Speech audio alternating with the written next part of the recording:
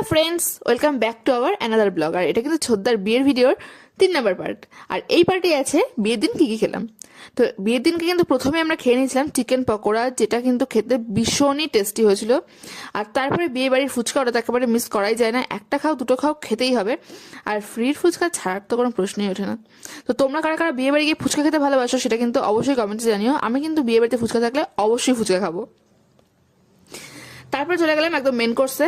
আর আমরা কিন্তু বিয়ে দেখে একদম শেষে বসেছিলাম খেতে।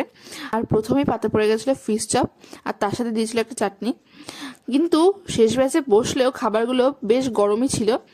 আর এই ফিশ চপটা ভেঙে নিয়ে একটুখানি সসের সাথে লাগিয়ে খেতে কিন্তু দারুণ লাগছিল। আর ফিশ চপটা খেতে টেস্টিও হয়েছিল, বাইরেটা কিন্তু খুব ক্রাঞ্চি ছিল। এক্সপ্রেশনই বলে দিচ্ছে খাবার টেস্ট কিরকম। আর তারপরে কিন্তু চলে আসলো গরম গরম ভেজ ডাল আর ঝুরি আলু ভাজা। সত্যি বলছি, বিয়ে বাড়িতে এত ভালো ভেজ ডাল আর ঝুরি আলু ভাজা আমি মনে হয় ফার্স্ট টাইম খেলাম। সত্যি ভীষণ ভালো হয়েছিল খেতে। আর তারপরেই চলে আসলো কাতলা কালিয়া। আর কাতলা কালিয়াতে এই পেটির পিস আমার কিন্তু সব থেকে খেতে বেশি ভালো লাগে। তোমরা কারা কারা কাতলা মাছের পেটির পিস খেতে ভালোবাসো অবশ্যই কিন্তু কমেন্টসে জানিও।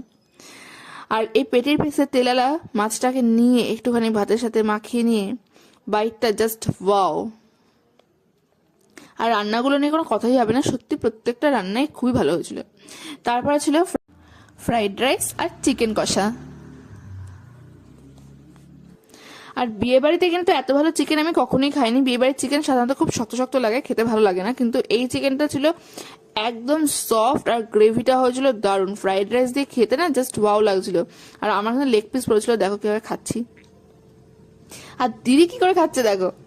তো যাই হোক, খাবারগুলো দারুণ ছিল। তারপর চলে আসলো চাটনি আর পাঁপড়। এটা কিন্তু বেস্ট কম্বিনেশন, আমার ভীষণ ফেভারিট এই চাটনি পাঁপড়টা। তো চাটনি পাঁপড় খেতে না খেতে চলে আসলো মিষ্টি, ছিল কালাকাঁদ আর রসগোল্লা। তো দাদার বিয়ের খাওয়া দাওয়ার ভিডিও এইটুকুনি। কি যদি ভিডিওটা ভালো লাগে, যারা এখন চ্যানেলটাকে সাবস্ক্রাইব করেনি অবশ্যই সাবস্ক্রাইব করে দিও। আর এরপরে কিন্তু আরো অনেক ভিডিও আসছে দাদার বিয়ের। তো দেখা হবে নেক্সট ভিডিওতে। ততক্ষণের জন্য টাটা।